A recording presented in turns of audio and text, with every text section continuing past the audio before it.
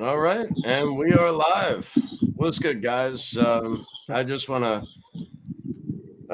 thank everyone for showing up for another live stream. Let's hash it out.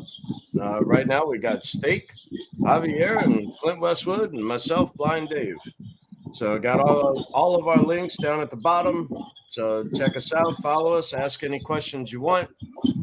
And the only dumb question is the one that's not asked. So I wish I had a little more to dive in at the moment, but I've been rather swamped.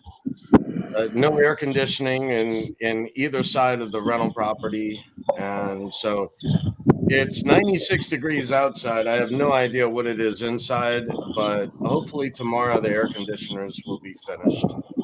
It's a fucking sauna, Dave. Yeah, it is. It is.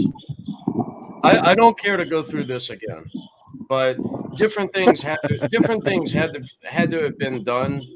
Different things had to get done before the air conditioning got installed, and so it was a little bit of a delay.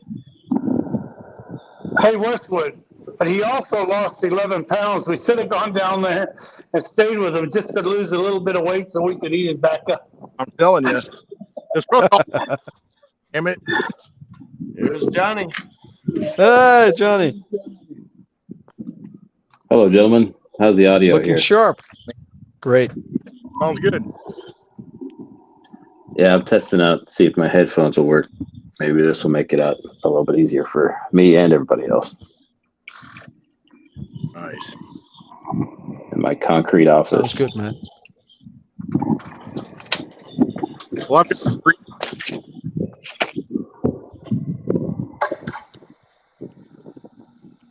So what's going on? Somebody take the reins.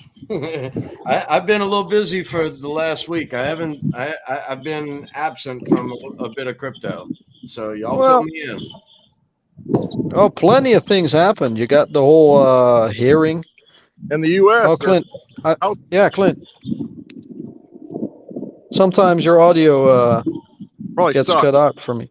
Yeah, it's probably. I'll put the earbuds in. I have a feeling that. But yeah, crypto legislation, House Finance passed out bill, and they're bringing it to the full House. Stuff out. In any of that. Can anyone hear him? No, I can't hear him. He's chopped up. Yeah, could you repeat that, please, Yeah, with the you're headphones, cutting in Clint? and out, Because, buddy. yeah. All right, is that any better? Ooh, yeah. That's better. Smooth as butter. A lot better. Okay. Talk good to me. deal. Talk to me, man. Talk to me, baby. All right. So the crypto legislation that's on the docket, so to speak, the House Finance Committee passed it, and that'll bring it to a full House vote soon, I imagine. There's a few other wrinkles they're going to work out. I'm just curious. I haven't looked into it. They're painting it as, well, it's more CFTC, leaning toward the CFTC more because SEC bad.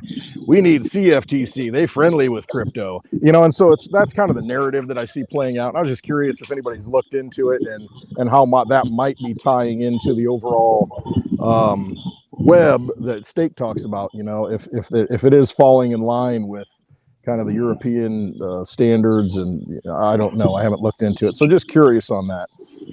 If anybody's seen that. Yeah, no, I'd say it's absolutely exactly that. They're in lockstep with one another, and so Stake's been right on it with Micah and some of the EU regulations that have been laid out as a roadmap. Now, the interesting piece is if they continue to treat Bitcoin and others like Bitcoin as commodities, which is where the CTFC really does come in. Yeah, and I think they mentioned that. I just read some pieces of it, and it looked like there was some of the language was I don't know, proven blockchains will be considered under the CFTC purview. that kind of language. So it's kind of going lockstep into what we already see. Just look at who's on Venmo, look at who's on PayPal. Those are the ones that are definitely going to be the CFTC regulated ones, I would assume. As if, by coincidence, right? Just happened to be that way, but I don't know. Seems like everything happens at certain times. We had all the crypto FUD, the SEC coming out, the whole Gensler theater and all that. Congress needs to do something. And then, immediately they roll out a bill. Oh, look, we have this, in our hip pocket waiting. Yeah, like you've seen that Sam Bankman-Fried actually got off the hook today. Oh, yeah. Forgot to mention that, Dave. That's a big one. Wow. He kind of got off the hook. It's like, we might get back to it, so we're going to give him a little bit of time. And, in the meantime, of course, they'll be flooded with more pressing matters, so everyone will just forget about it. And he just walks free, and it's just, maybe he ratted them out. Maybe he ratted everyone out, and that's why he bought his immunity, because maybe he was the biggest rat in crypto right now. We will not know. But you're shaking your head. Could be. Why else would they just let him go that easily? Because he was a patsy who couldn't even write. Political ties. He can't write any code. He was their stooge. Right. He was their Oswald. I mean, so, we got to, either get rid of him or push him off to the side so everybody forgets. I mean, he did his purpose, the beauty that I think, get rid of him. The beauty that I think. There's this Hinckley. If y'all know what I'm talking about, with the Reagan administration. The Bushes. Friends of the Bush family, Hinckley. Yeah, exactly. Whatever happened. I think he got pardoned. Isn't it funny how all these players just tie in at some point one and another? It's like all of them slowly are coming out of the woodwork. Everyone, left or right, bipartisan, doesn't fucking matter. Well, everyone is coming out. You're absolutely right. And the interesting part is they just kind of fade into the background without any sort of accountability, as you see new people step forward into that vacuum with solutions. And it's funny because you just mentioned it, Clint, right?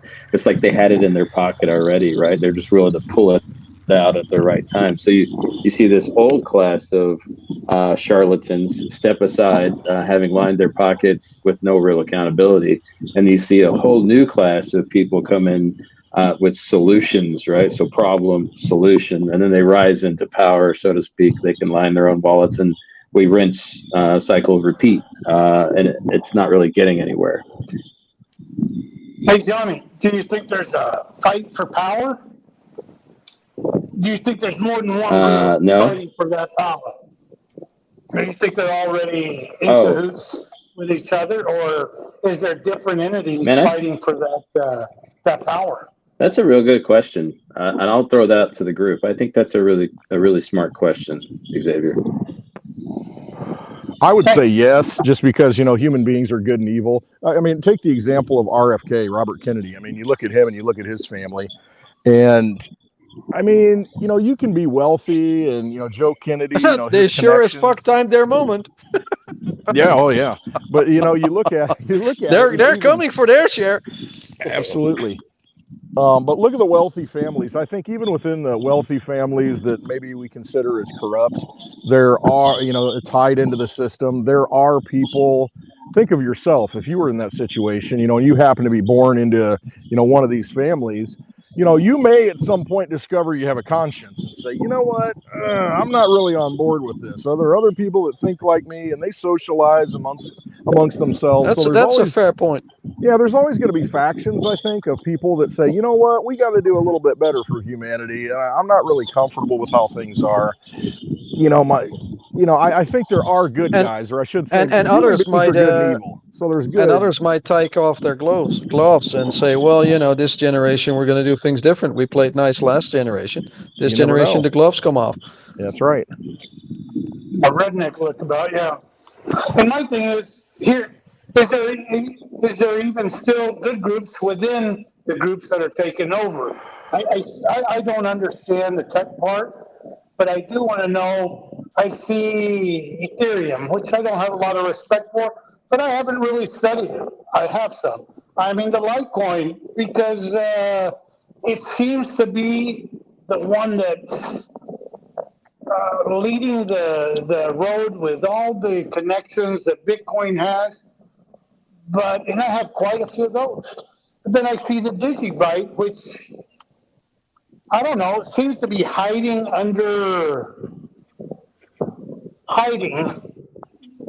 to actually get out and break out, because I see the most I hear about is digibyte, and I see that group is advancing incredibly, yet getting absolutely no respect. So there could be different groups fighting for that same position of taking over, and maybe one takes over first, and so I guess that's where the hedging comes Well, from. here's what in I my think, point of view. Javier. I think it's very interesting with what you said, and it also ties in what we said earlier about those families. I think actually every single blockchain, if you look at the Genesis blocks that kind of represent where it wants to position itself, they all are looking for their own blue ocean. They're all like, well, I want to be a reserve currency. Well, I want to be normal Yeah. currency. Well, I want to be interoperable across borders. Well, I want to protect user data. Well, I want to shard on a cloud center. Yeah, I just want to do something with driver's license. Yeah, I want to turn Excel into a blockchain. That would be Microsoft. Yeah, I want to do something with AI. So all of those blockchains are ending up in different positions of society. Because why would you use this technology just for finance? You can use it everywhere. You can That's encrypt right. every single aspect of digital information, but every And we're single going to need aspect to. of a blockchain, and we're going to need to do everything. So because everything is interoperable, everything is tokenized, so everything has to run on a blockchain, small and medium, large and gigantic. And I think those ones that we're talking about, those are the biggest use cases. Like owning a reserve currency, boom, value. Owning the blockchain responsible for your storing your data, your credentials, boom, valuable. You can't go without. Maybe you're tied to AI with a coin, boom, you're big.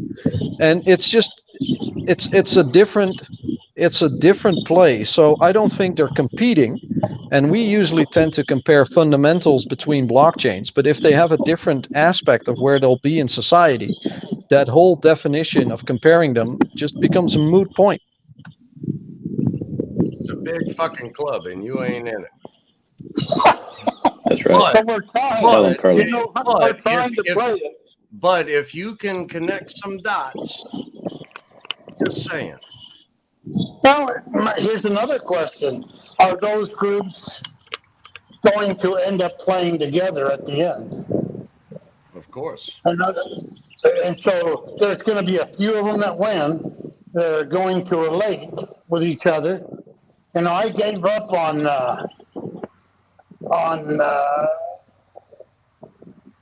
what the true beginning of Bitcoin was.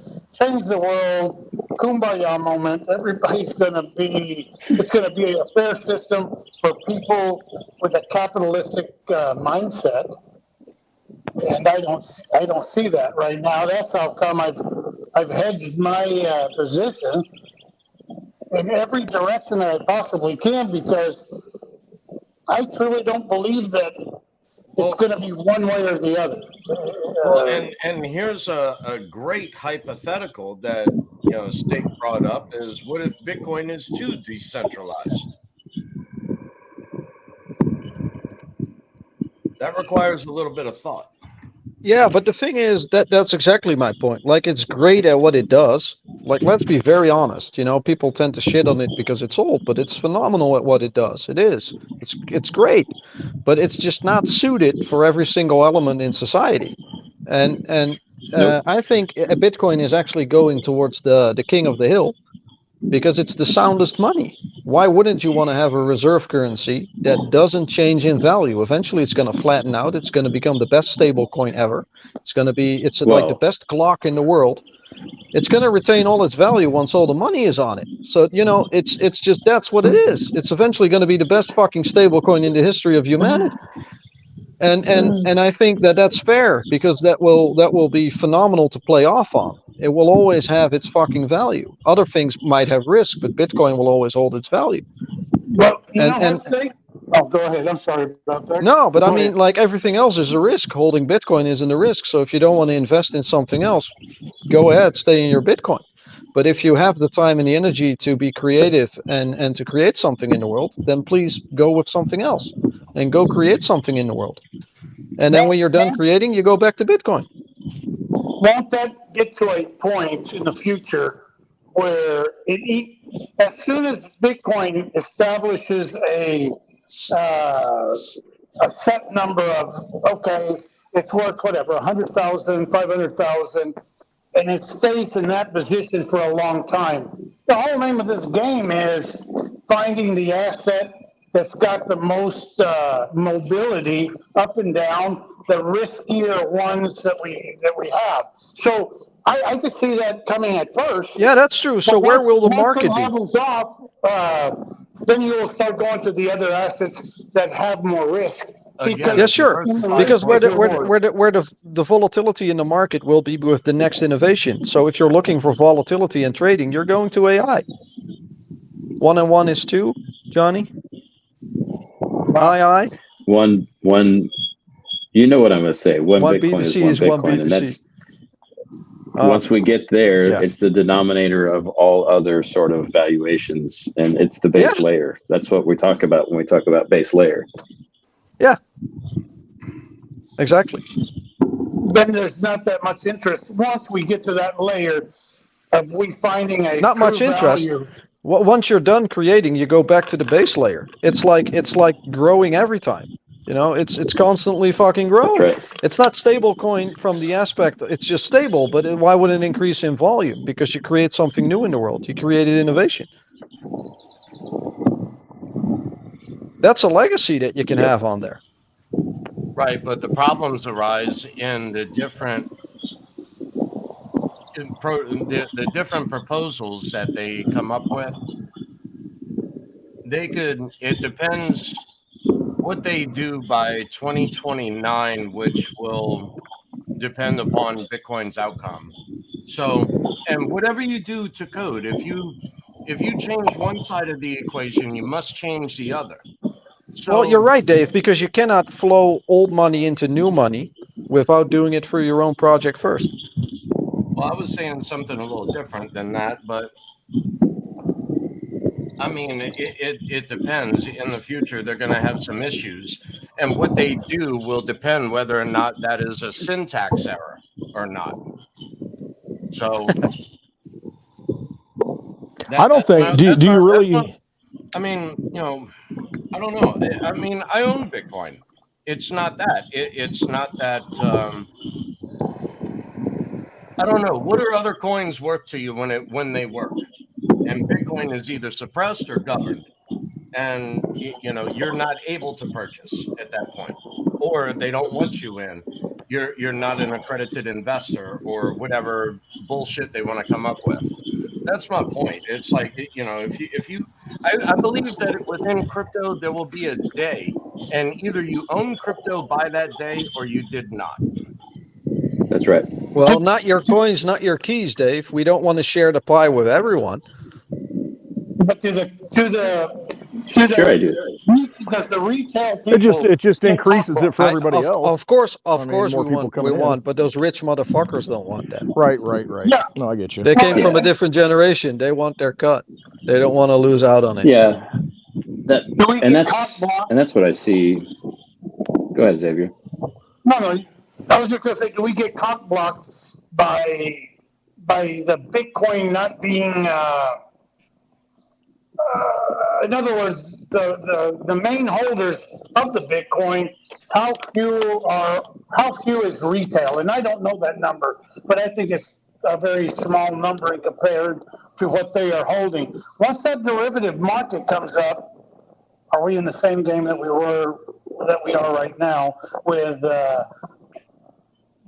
JP Morgan issuing their fucking coins? And so we devalue the Bitcoin. It doesn't matter that there's 21. The derivative market can be 500 to 1. Go ahead, Johnny. I do want to know what you have to say on that. No, I was just going to add that, you know, they've been very successful at the store of value sort of narrative and helping everyone understand it as an investment vehicle rather than the peer-to-peer currency it was intended to be. So I think all of this adoption and ETF. And I know we talked about it before, but I'll just keep bringing it up because I think it is how they sort of co-opted the decentralization narrative away from be your own bank to be about be more resilient and, you know, be able to have access to your data from wherever in the world, to this whole notion that it's really just a store of value and better money, which that's part of the equation, but I don't think that's the most revolutionary part.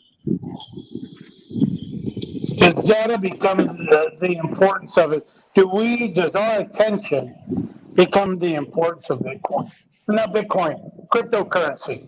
Do Correct. people start buying our attention?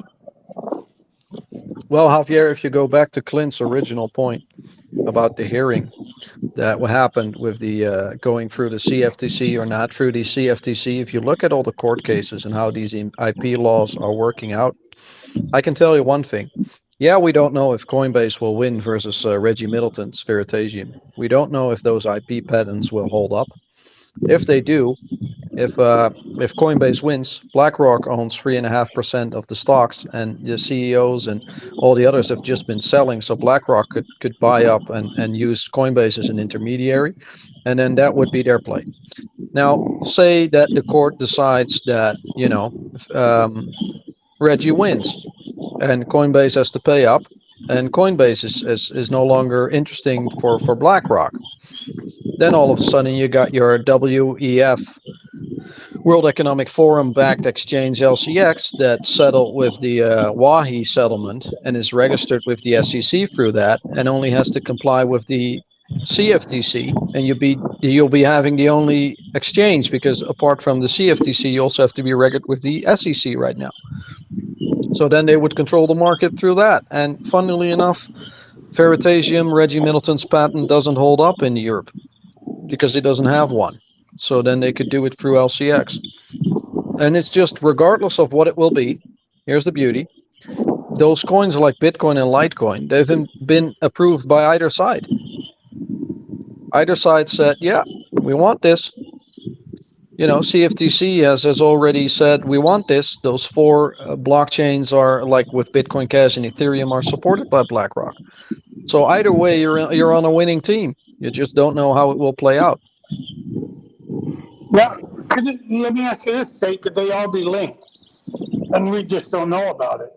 I don't know. I follow Reggie quite a bit. It got to a standstill. From what I hear, his attorney died. Now he kind of dropped the case. I don't know if he dropped the case. I'm misspeaking. I think it might have happened. I think he did. So my question is, let's find out what's going on. The guy's very honest and answers all questions, but my thing is, how likely is it that there's been a deal struck? And I do have dogs in the fight, but I don't know any personal thing, and I'm looking for more information. And so, to me, any and all, damn, a mermaid. Oh, fuck me, Javier. We're all looking for more information. This whole thing is shady as fuck. Well, and so we don't know who and what are the deals that are being. Man, I'm being distracted by a mermaid walking down the street. I would show y'all, but a mermaid walking? It's a Latina. It's a Latina mermaid. Oh. No, actually, this one was. I'm sorry. I'm here at South Padre Island again. The beach is right down the street. I got the window open. I totally lost. Somebody else take over because I lost my train of thought. It's getting hot there, isn't it, Javier? Oh, damn. Turning up the heat. Yeah, we need to finish the show real quick, please. No, I'm just joking. You're making me well done, Javier. You know what? Next time I'm going to do it on my porch and have it faced out. You're going to see the mermaids that walk up and down the street. Mermaids.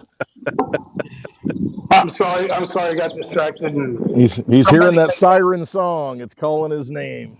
Yeah, and that little tequila doesn't help any. But Anyway, You know, never mind. Cheers. yeah, the thing with Bitcoin is, I mean, we talk about that a little bit. On the one side, you've got the store of value, and this may be a little off topic, kind of, whatever. We'll hash it out.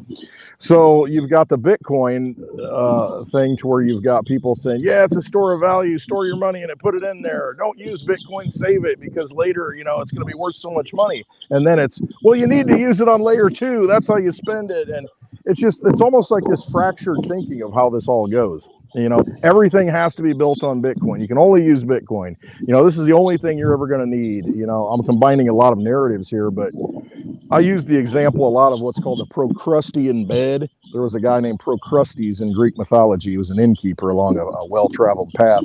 And he, you know, hey, somebody needed a bed, you know, a place to stay, he'd bring him in. And he only had one size bed, though. And so if your legs are too long, he cuts them off. You got to fit in the bed. You know, if you're too short, he stretches you out to fit in the bed. So you've got this Procrustean bed to where one size fits all. Everything has to, it has to work with this bed. And I get, you know, that's just a feeling I have a lot with Bitcoin, to where it has to be this and this only. And it's like, no, it doesn't. Bitcoin can be that big store of value, that sun in the sky. It can become the new gold, you know, like central banks hold reserve currencies, they hold gold, you know, in their vaults, on their books, that kind of thing. It can be that big asset. But you know, at some point, that's what it'll be, I think, because that's where it's going. And I don't know that the little guy's really going to be using it much. It'll be a good store of value, but at what point, even Michael Saylor says it, if it gives $1,000 for a transaction, that's okay with me. Well, if you got a lot of Bitcoin, that's okay. But if you only got $2,000 in Bitcoin, you're dead. just throwing that out there. So what was in the Genesis block of Litecoin, actually? Can you help me remember? I kind of forgot. When was it? What was in it? The Genesis block from Litecoin. What message was in it? Oh, geez, I should know this. I do know it. I can't remember it. Sorry to put you on the spot, man. No. It was something Someone with similar. Google. Yeah, it was Steve Jobs or something. Didn't it have something to do with Steve Jobs? I can't remember. I should know. It was October 2011, so we can look it up that way. What, 13th, October 13th or something, or 12th? Yeah, because once I move between windows, I'm on my mobile. It kind of, you know, ends the live stream for me. So. Well, let me look it up. See if I can find it. So you're talking about layer 1, Clint. We're not taking, I mean, just Litecoin, Lite or Lite, whatever the hell. I mean, for it to work, it's got to be on the blockchain. And that keeps it honest. If we can find out how many, put it this way, we can look up the bankers that say, well, we've got X amount of Bitcoin. No, you've got this many Bitcoin. We should be able to track the players in it. And as long as we can track it, then I'm okay with the game, because I realize the importance of derivatives. There is an important part of derivatives, because if we all hold our Bitcoin and we're not getting compensated for the yield for the risk, then why would I put my Bitcoin up for risk? But if we start seeing that you are abusing the privilege of, now you say you've got 100, but you're saying you have 1,000, and then you just moved it up to 10,000, then I'm ready to back out, because now there's too much risk to my reward. Even if the interest is there, I never understood the Ethereum yield. I stayed out of yield because or getting compensated for having them in a node because I don't understand. But I understand one thing is, for there to be a reward, there's got to be some kind of risk.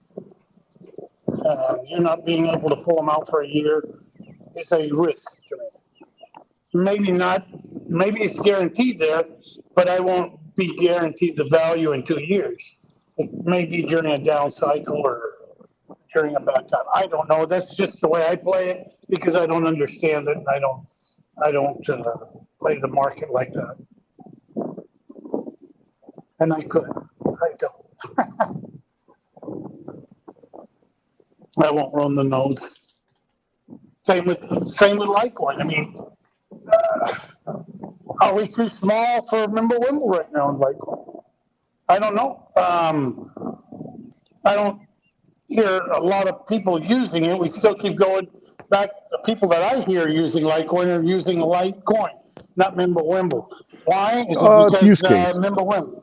It's use Yeah, case. It's the tools aren't available, and that's really what it is. When the tools become available, I think everybody will be using it, because that's, you know, when I set somebody up with a wallet and you've got the Mimblewimble That's option, right. I imagine a lot of the wallets will have it up by default, which they probably should.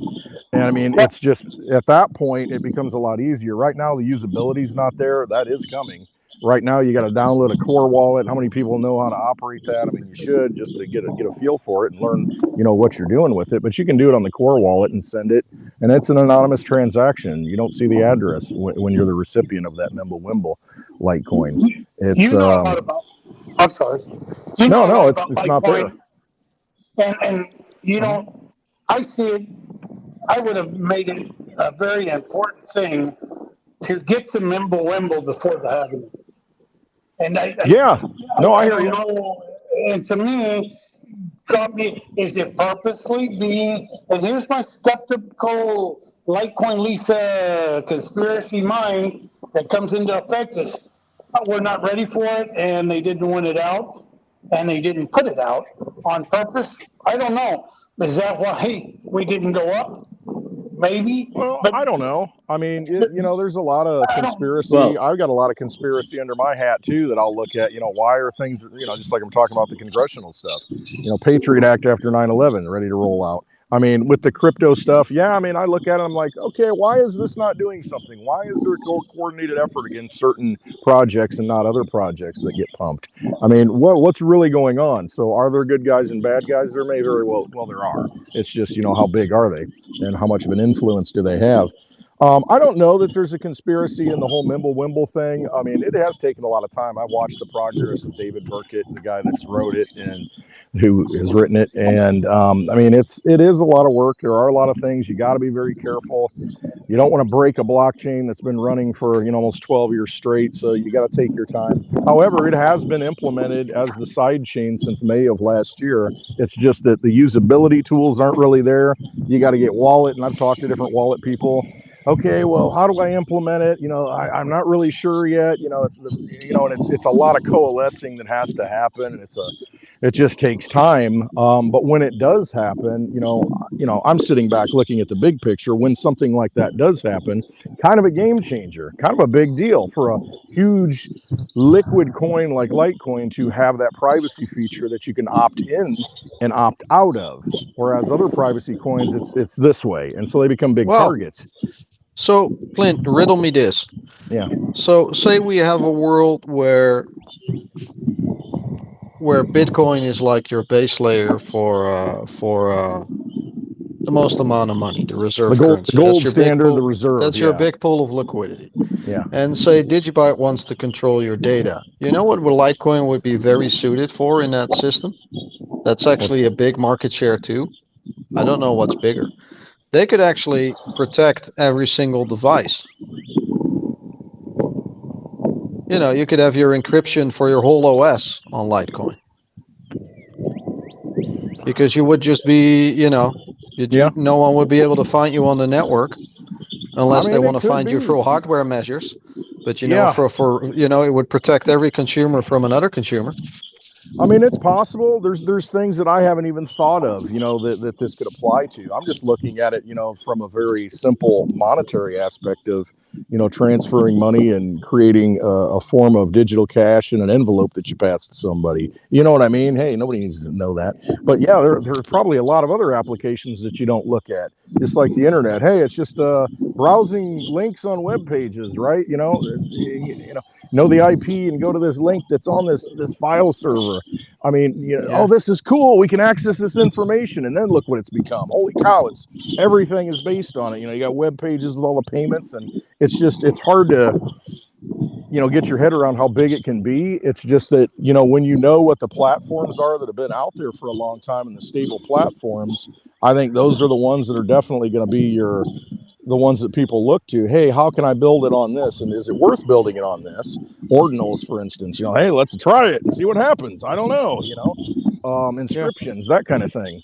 But you're looking at the big chains to do that because those are the secure ones that have the value. And if you got something valuable, you want to have it on the chains that have been running for a long time and improving themselves. So who knows what that blossoms in the future? Probably good things, I think. Probably, yeah, I agree. I think Johnny got disconnected. Oh, let's see. Maybe he's in the waiting room. I don't know, Dave. Oh, you're back too. Cool. But I agree, Clint. What do you think, Javier? Over my head, brother. Over your head. Nah, it's not. It's one of those things where I don't understand. Javier's always so humble. Yeah, I stay inside my lane. I stay inside my lane and only in that lane. I want, and people come in and will look at me as, oh, Javier hates Litecoin. No, I'm not a huge, but I hold a lot of Litecoin. Win moon, damn it. Win moon. Yeah, when moon, Javier. April 2025. I got What? Probably at walking this up and point, down right, the Dave? street. Yeah. March and June? No, I said April 2025. You're probably right. That's a very interesting month. A lot of things align here. Everything. The birthday from Reggie's dad. You got the whole bull run. You've got the whole legislation. You got the whole infrastructure. The EU is actually cutting funding on all its products by March 2025, and then they have to stand on their own 2 feet by April 2025 and bring in their own money. So it's like you've got like the whole CBDC angle. It's all in the same fucking thing in the same fucking month. It's all there, all at the same boom. It's like could be the starting gun. So I'd say before that, be on a cold storage. You got some time, probably stupid not to do it immediately, but before that, you can pull it off by having it on an exchange. And if you're not lucky enough, your exchange will default, but you'll probably be able to pull that off maybe from October, once legislation becomes mandatory for exchanges, October 2024. They got 6 months to comply. That's April 2025. That's when they have to start enforcing it. So it's like, it's all of that shit lines up, right? So I would say you want to go on a cold storage within now and a year and just be on the safe side. And then you can no longer say we're early. After that, early is over. Dave has a saying that there'll be a time you are either in crypto or out of crypto. What do you think, Steve? Yeah, he's right. I think we just said it. I think you're either in the next 2 years or you're out. And if you're a retail investor here listening and you still haven't made the decision, I would argue just wherever you are, put $10, €10 into it, and even if it's just 10, you can miss 10. Just put 10 in there. But just put 10 in there. Read a little bit. If you trust 100, put 100 in there. And I don't think you're going to regret that. You might miss a few zeros, but you will still maybe make enough to buy a house. Yeah, the math is on your side. That's really what it comes down to. Today, I was just testing some things out with linking a bank account to an exchange, crypto.com, because you had to relink it. And so I was just testing it out, and I said, you know what? You can buy Digibyte on there. So I bought, what was it, $20 today of Digibyte just to do it. No, it was 2,000 Digibytes. So it was like $16 or something. I don't know what it was. So I bought 2,000 of them on there, and it's just to test it out. And then if you think about the numbers, though, the math of it, and I like to do the math of it, with 8 billion people and 21 billion Digibyte out there, it's like 3 a piece in the world. And, I just bought 2,000 of them for $16. Just thinking out loud. Let's do the math, Clint, because we did the math a little bit earlier prior to the live show. So there's this guy on Bitcoin Spaces on Twitter. He's called Voss. I like him. He's an old school Bitcoiner. He knows a lot about ETFs. Talks about the whole BlackRock ETF thing. And then he said, well, it's fair from a portfolio management perspective that once you'll be able to put it on there, it might be a 0.5% or 1% or maybe max even bullish 4%. of all the wealth that they have at their disposal, which is like 900 billion. So if they would allocate that over 21 million coins and put 1% of it, you will have an increase of like 425,000 plus the 30K that it is right now. So Bitcoin would go to 450, and that's being bearish. And if you're really bearish with 0.5%, it's 220. Because it's half of that, and then plus 30, so it's going to be 250 at an all-time high blow off top, because we need this money to go in to go over that previous all-time high. We need the extra money, because otherwise the whole space doesn't grow. So this cycle, that's what's going to happen. But if it's going to be 4%, are you going to get a 1.7 million Bitcoin? And then we read an intern message about BlackRock, and they said they did a calculation on what BlackRock should eventually do, and it said this sweet intern, it said, yeah, BlackRock should at one point allocate 84.5% of all its wealth into Bitcoin. 84.5%. That would make Bitcoin 38 million. That would just be, imagine for altcoins what that would do. I mean, that's you'd just see that fucking slosh nuts. effect. I mean, and just an amazing. That's just fucking nuts. And you think about it, though, there's quadrillions out there. I mean, not just trillions, there's quadrillions and derivatives. I mean, it's absolutely ridiculous. Where's it going to go?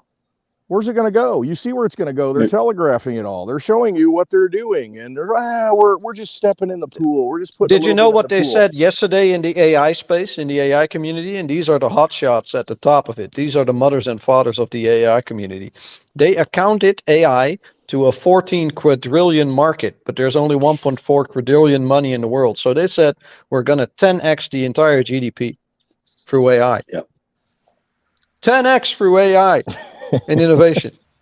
They're not done printing or creating, I should say. Fucking hell, yeah. They can't be. That's what they do. They got to keep it going. And so it's got to go somewhere. Where's it going to go? I mean, you can't just have numbers on the sheet that say, because really, I mean, what's the derivative worth? I mean, I guess we're on the hook to bailing them out if we put our money in the banks. I mean, you know, we bail out the derivative.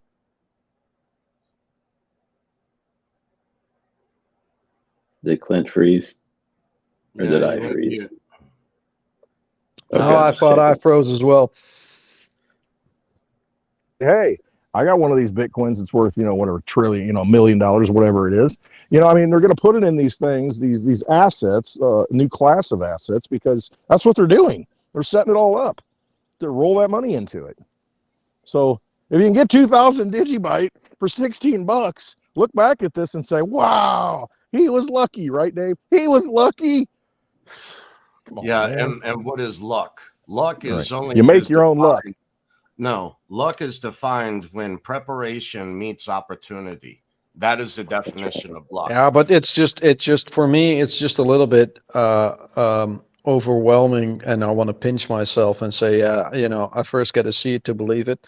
But when the biggest institutions in the world, the EU, the US, NATO, G20, BlackRock, they all fucking want this. And it's just hard not to get excited, right? It's like, are there any bigger institutions? I can't really name them. So it's just, you know, I don't know what to make of it. I don't know if I'm ready for so many zeros. It'll be an interesting transition. I'm gonna circle back real quick to when y'all started talking about Litecoin and what the games are, and I would tell you, you know, the halving for me, it's just a narrative, right? I mean, I understand what the halving is, and I understand that it absolutely does have, you know, the block rewards. I get all that, but the economics of it, I think, are just being used as part of a narrative for something. And I would just tell you, from my perspective, they continue to print whatever chart pattern they want to print to go along with whatever narrative they're willing to tell you.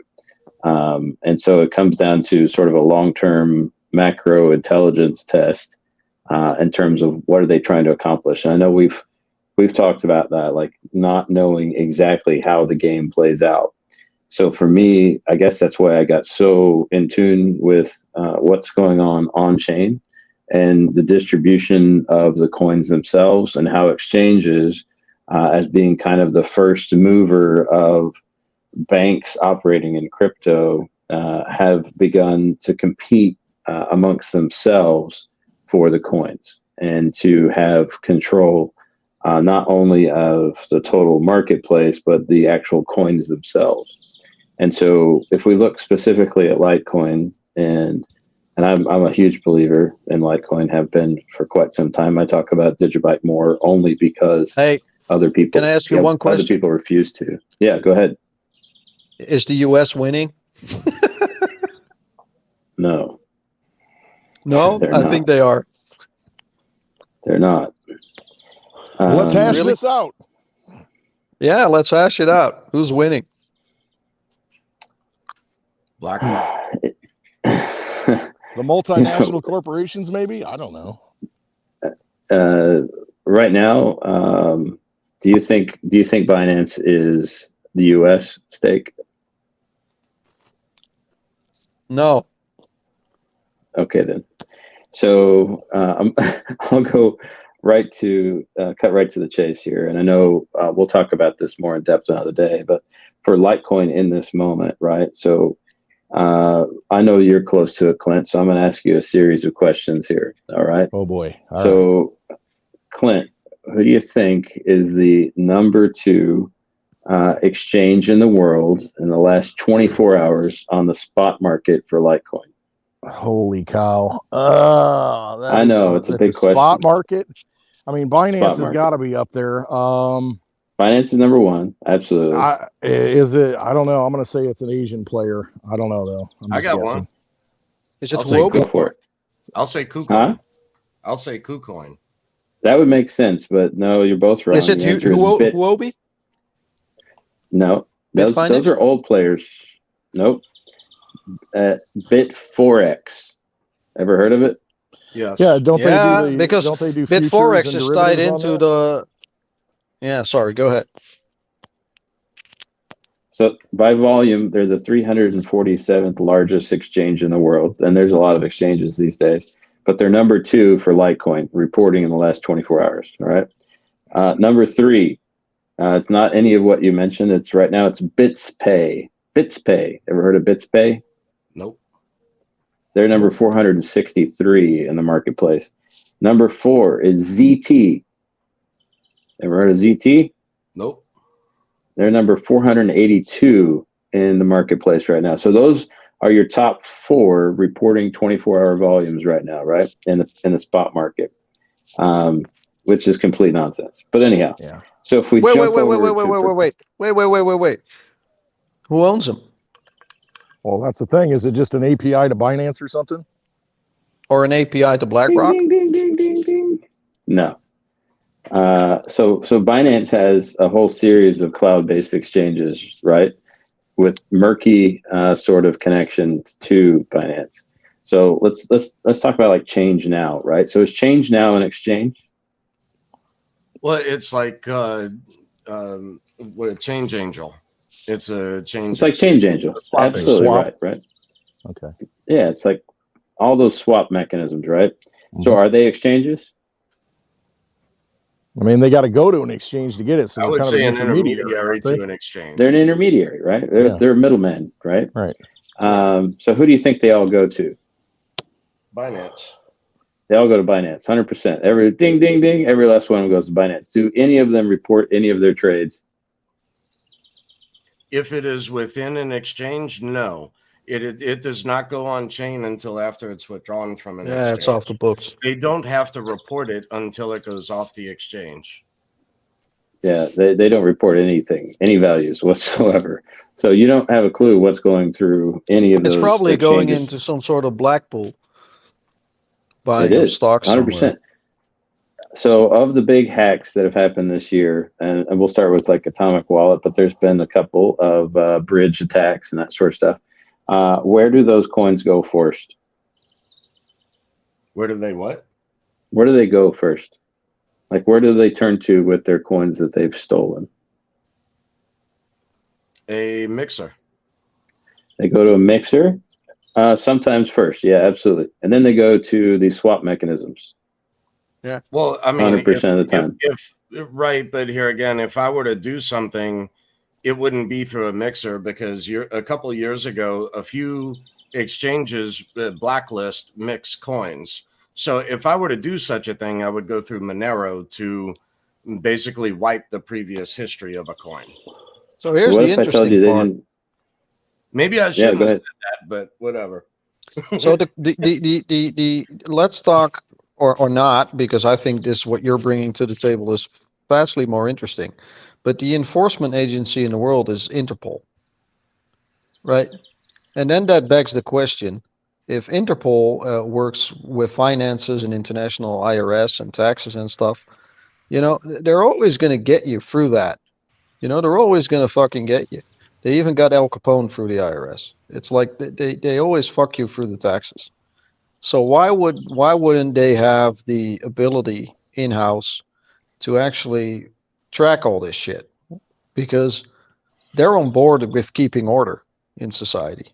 That's their actual job. They're international police. They keep order. That's what they do. That's their actual, thing. So one does this mean Right. that this shit But that you're describing now is going to end with compliance, with regulations? no, unfortunately. I would tell you, I do think there are competing teams in this, and that goes back to an earlier conversation, right? So who does Binance right now sort of align themselves with? At least we see themselves aligning themselves with. Well, what do you mean, United Arab Emirates?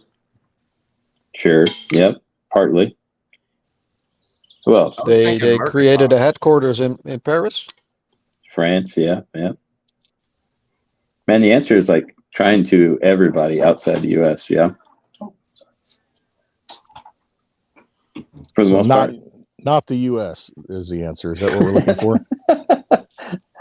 I mean, yeah. So what I is mean, at the least that's U.S. my doing? Because speculation. if the Federal Reserve and BlackRock and the U.S. owns everything in the legacy system, and they're like, oh well, these chains are compromised. Why wouldn't they choose another one? Why wouldn't they go with like I don't know, a Greg Wright type of fella that owns a bunch of IP and just go on Bitcoin Satoshi Vision and say, haha, got you now. It's a great question, Steak. I don't know the answer. So I guess I would tell you let's. all I can. I was going to say, hash that out a little bit more, Johnny, as far as what's the thesis on that. I mean, because they're doing that with Litecoin. I mean, you're seeing that it's probably just Binance doing that. Why are they doing it? What are they trying to accomplish? I mean, what do you think? I mean, just your gut feeling is what's happening here, with that volume. I think it is. You remember what happened in the silver market? What was that? What year was that? 1960 something, 1970, where the brothers The attempted Hunt to kind of brothers in like corner the market. 1980, I think it was, like right around 1980, Yeah, it there spiked you the go. price of silver, and they tried to take possession. Well, I don't know if they took possession of it, but they kind of locked it up, and they're like, whoa, no. We can't have you guys coming in here and upsetting the apple cart, so we're going to put an end to this. Yeah, so I don't think it's too much different than that. They own the pricing mechanism, and I know there's alternatives. I know there's like CoinGecko, and I know that there's actual DeFi that is pricing based on liquidity pool and trades and all that sort of stuff. But if a majority of the market is happening in one place, and the rest of the market is being all filtered through one place, it's going to have an impact, right, on those trades and the reported trades. And I would just tell you, I don't have good confidence that what's being reported is what's accurate. And for me, the game is about accumulation, right, and essentially washing those coins out of their exchange through retail transactions into private ownership. And so if we look at like Coinbase selling from the U.S. government, or rather the U.S. government selling into Coinbase their Bitcoin, that doesn't make a whole lot of sense, right? If we're trying to participate in the economy. No, just 1 second. My thought process in that is they have to wash those coins because they can't hold them on their treasury, and they'd rather have somebody privately holding those coins than publicly holding Bitcoin. And so I think that occurs a lot. So you think it's really happening quite a bit with Litecoin, according to what you're kind of looking at? Then somebody's artificially suppressing the price through these exchanges. You know, the top 5, whatever, top 4, whatever it is. For sure. And you think they're taking these and locking them away somewhere, and then at some point you'll see, well, there's no more Litecoin. Sorry, you're gonna have to pay market price, whatever that is. No, but there will be, Clint. There'll be an.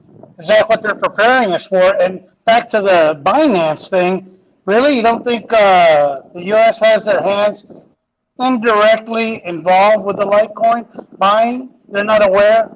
Well, you know what? It may not be the U.S. It may be factions within it, because you think how big it is. I mean, it could be an organization. It could be multiple organizations. What about venture capitalists? Good guys, bad guys, different factions, locking this up, locking that. Who knows? Sure. But it's huge.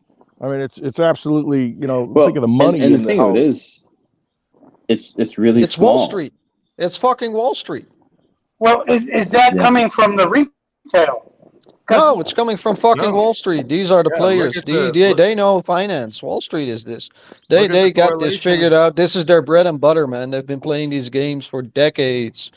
Decades and decades and decades. I would agree. They know this shit. I would agree. They got all the tricks. They got all the dirty tricks in the book. All of them. They invented them. They even give Nobel Prizes to their buddies that invent the dirtiest tricks. Hypernanky, if you're a fucking subprime mortgage, you got a fucking Nobel Peace Prize or an economy Nobel Prize for it. Fuck's sake. They shit on retail. Tell us how you really. And I would say the game is ever evolving, right? And at a pace that hardly anyone will be able to keep up with. And so really you're only left with trying to piece out and game the whole thing out and position yourself far enough in advance that, the market kind of comes to you. And I think that's really what we all see in crypto and what we're here for, right? Trying to get far enough ahead of the game that the market comes to us. And so when I look at coin ownership, I 100% believe there's a game for accumulation even today. And they've evolved that game. And you can look at the number of addresses in small balance exchanges, or rather small balance addresses, and that number just continues to climb. And it's not necessarily, from my perspective, individual users. It is 100% these exchanges washing them out and retail transactions into thousands and thousands of addresses. The last I checked, Clint, it was something like 45,000 addresses were exchange controlled for Litecoin. Wow. And I could look at it through consolidation moments. So, and what I mean by that is there are times in Litecoin's history where there's these massive gaps between one day and the next, and that's not all retail users, and there's no adjustment in price. Is it also not people that are trading with algorithms and bots? It can be, for sure, but it's such a small. That's such a small portion of it at this point. All right. In comparison, fair enough. There's just not that much leaving the exchanges or coming onto the exchanges that that other than the exchanges sense. Themselves. I agree. Telling us that everybody's broke. We've got a question. So small players are moving more Litecoin. Warrior 32. So small players are moving more Litecoin. It may appear that way, according to what Johnny's thinking. If I'm getting it right, it may look that way because you look at the explosion in Litecoin addresses. I mean, you look at the past year, and it's like, holy cow, look at all these addresses that are getting created. I mean, are these addresses retail people opening up new wallets? Or are we looking at kind of like what you're saying, Johnny? How many these are just quasi-retail. That's correct. Yeah. I mean, I watched one. I'll give you an example. I watched one chain. Because I tracked Binance in the month of June only on Digibyte addresses, but I tracked them make 22 new addresses essentially that were like 1.5 mil, and they did it within like a 24-hour time frame. And I watched it move from cold to hot, and then over about an hour and a half in between, roughly somewhere around there, for some like 30 hours, they made these addresses, right? And they popped out. And I'd seen it done before. And those addresses never moved, by the way. They stay there. There's some of them you can go back and look in history. In fact, if you go to like the 2.99 million on the addresses, you'll find there's like 12 of them all created the same day, and they all moved out of Binance Hot right after Binance took money out of storage, dumped it in Hot, and then about 6 hours later pulled some out into these addresses. They do that. They have all these mixing addresses where they drop funds out of the hot wallet into a mixing address. That mixing address fractures UTXOs into thousands of addresses. You can see that live. I've got live addresses I can send out, which I'll throw in the chain here, that you can look and see that process happen over and over repeatedly as they fracture UTXOs to the end of the earth, and then have these consolidation moments where they consolidate them all back down. So let's be very honest here. This is actually very bullish. Before I go to bed, this is very bullish, isn't it? It's very bullish take. Bullish. Long term, because they say we want this. We want this shit. Yeah. This shit is worth something. We want to do through all our might. Yeah, all our might. Why do you think I haven't given up at this point, huh? You haven't? No, you don't look like it. You sure don't look like it. No, you're ready. I said, why do you think I haven't? Yeah, exactly. You're full of energy. We all are. I think, before I go to bed, what I always appreciate is everyone's coming from a different angle. And it's just so much to unpack in the entire space by myself. It's impossible. So just knowing that there are several people out there that are covering certain aspects of it, and we can read each other's shit and then tie it all together a bit, and everything points at the same direction. I mean, it's not really, I don't think that there's no one really deviating from that narrative. Everyone's just adding on top of it. So we see this happening, old system go to new system. And they want to grab as much as they can. So, all the legislation in the world with the EU and the US in the past couple of years, Infrastructure Act, CHIPS Act, yeah, it's all the same shit. Everyone's on board. Everyone wants this. So we're going to see some value transitioning. I think that's super bullish. They all want it. Yeah, I've never seen something. Yeah, I've seen a video from an old school Bitcoiner that said, it's all cute to call the adoption of a blockchain something like the adoption of the mobile phone or the internet, but it's much more like the adoption of gunpowder. Once it starts, every country wants to have it. I thought that was phenomenal. Sorry, Javier. Yeah. Go ahead. I'm sorry, Steve. You're right, but is this the reason Digibyte isn't as easy to obtain? It's set up, but shit, how else do you say somebody's controlling a decentralized market? If that makes any sense. I don't know if I'm being clear, but I don't see the big players selling. They're limiting on-ramps and off-ramps. Coming from the retail. Well, that's a centralized. And so, yes, but now they're controlling it. Well, that's a centralized exchange that's controlling. They're not selling. They're acquiring. Nobody's selling. So if you look at it this way, think about it this way: if you're running the show, they are acquiring. You've got control of the Vampire Casino now, and you want to make it all digital and get the new Vampire coins, or I shouldn't say the Vampire coins, but acquire more coins for your casino. I mean, what are you going to do? Think about this, though. Hey, I can't go out and just buy this stuff. I got trillions of dollars. I can't go buy all the Bitcoin. I can't buy all the Litecoin, all the Digibyte. I can't do it because I got to find a mechanism to do it. I can't just go out there and say, hey, this is the price, $90. Everybody sell it to me. I ain't selling it to you. That's not the way I'm going to do it. So what better way to do that than to, just prolong agony, through these coins like Litecoin and Digibyte seem to suffer through. What better way to get people to release these things, to make the trades, to get them, right. And then you slowly acquire, and then you make an ETF out of it. Well, yeah. Hey, you know what? Put your money into this. Hey, you put your money here and done. And they're just soaking it up, but also, on the backside, they're holding the real asset. Buy the paper Bitcoin. So, Clint, what you're saying is they're walking into, and they're looking around, and they go, all of y'all are suckers. I'm the guy controlling the goddamn chips. The people that are selling are the suckers. Yeah, the people that are letting go of the assets. Yeah, exactly. In other words, you walk in, you look and go, oh, there's 5. Hopefully another guy joins because everybody's a sucker here. I control the chips. I'm going to win at the end of at the end of the day. Yeah, the house is going to take control of the chips at the end of the day, right? That's what they do. Here's the house. Well, and think about it. If you want to rob a bank, start one. Own it. So start an exchange. There you go. That's what you do. Put your money in here; it'll be fine. You If, know, we if got I'm this my own insurance. bank, if I'm my own bank, I'm just going to rob myself. Though. Oh, shit. That's a good one, Dave. Yeah. Stop one. Especially, Guns especially if it's the blazing. kind of bank that nobody understands, right? If it's the kind of bank that nobody understands, and you say, "Trust me, like I've been doing this for years, bro. Look at this. Like I committed some code over here. Now I'm going to create this awesome bank. Like, give me some money, and I'll give you a place on my account that shows in my ledger that you own this, and totally everything's going to be fine. Just wait like 5 years, and then you disappear with all the money."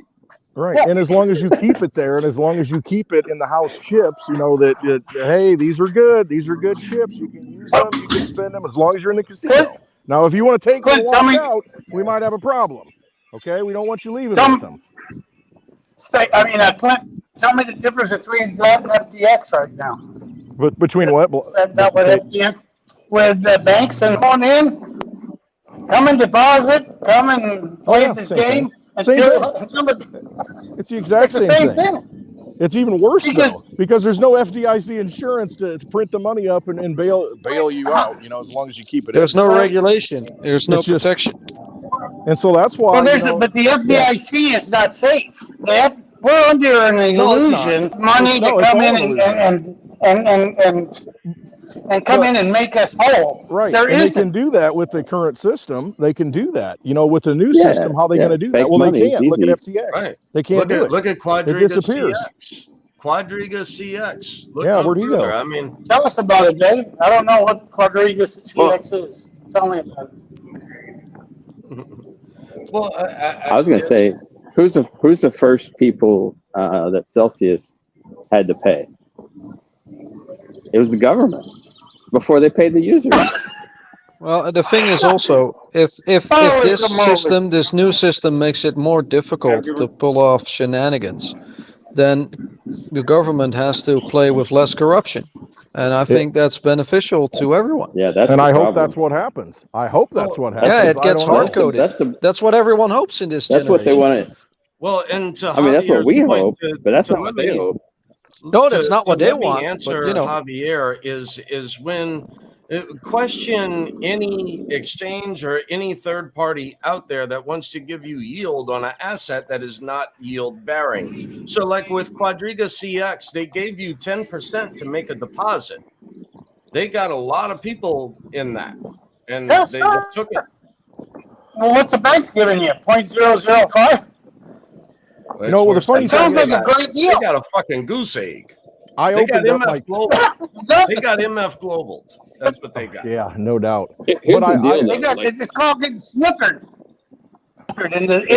You know. Johnny, well, what do you get to say, Johnny? And now SPF just gets a fucking slap on the wrist. Not even, I hear. It's like the dude just walks free now. It's a treaty with the Bahamas. There's nothing we can do, you know. No, that's absolutely right.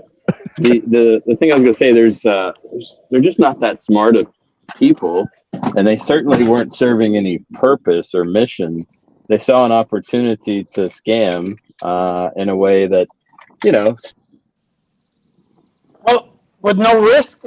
Is that what you're trying to say? There was. Well, it's the same thing they've always done, though. That's what they always do. Put in a front company, pilfer everybody, convince them that they put your money into this. You know, it's a great place to put your money, and then they walk away with it. And the front man that's out there going to the conferences and standing there with Tom Brady and making deals and, you know, whatever, you know, half retarded. Sorry, but he, you know, look at him. I mean, absolutely ridiculous. I mean, anybody that wants to put their money with him, what were you thinking to begin with? But that's what they do. He's just the front guy. And I brought it up before, his girlfriend and the connections. I mean, they put these people in place because they're family, you know, they know who they are. They can trust them to get out there and not know what the hell they're doing. But on the backside of it, somebody's running the scam. And then, I don't know, you know, we lost all the money and it's gone. and that's the same thing they do all the time. I mean, And it's not. 100%. but now we've got, see, here's the positive though. Now we've got the opportunity to say, okay, enough is enough. I'm taking my coins and I'm putting them in my own possession. I'm done. I'm not playing in that casino anymore. And so that's what people got to understand. Quit being deceived by these lying vampires and say, nope, I've got an opportunity now to where, oh, you can hide cash under your mattress. Well, we'll just inflate the shit away. Well, you can't do that with crypto that's finite. Okay, so now we can say, all right, that's it. No, we're not going to play the game. You guys do that. All y'all are going to put your money in there. Don't do that, because this is what's going to happen. And most people aren't going to listen. But the people that do listen have the opportunity now to exit it and say, okay, we'll just sit back. We see what you're doing. And at some point, it's got to break, because there's only so much to go around. And when you guys really want to roll this stuff out, price go up. Well, then you benefit from it. Do something good with it. Clint, we know people in this market that have lost quite a bit in different. Oh yeah. Is this part of the learning experience? Is this what needs to get out? And I'm not saying I would be the first one to go, dude, I lost my ass. And I would never mention anybody's name. But for them to, I'm getting shit on email, on phone calls. It's part of the tuition. I don't answer my phone. I don't answer emails. I don't answer any of the things because I'm trying to keep myself safe. God, dude, when someone comes up and goes, let me tell you what I'm going to do. I've got a deal for you. I don't know. Is it that I'm weird and I kind of see through it and I go, this guy's never met me before and he's already got a deal for me? When it's too good to be true. It is. Oh, damn it, dude. It is. And that was my rude awakening that I learned from a guy named Cliff High, that dude, they're going to be after your coins. They're going to, and if you're not doing your due diligence, well, that's part of the learning process. Because if nobody ever lost, they would eventually learn to start. Somebody would eventually learn to start game and start taking it. It just happened to seem like our government is partially involved in the FTX. I don't know. Just coincidence that they're linked with different political people in the FCC, and all of it's a coincidence to me.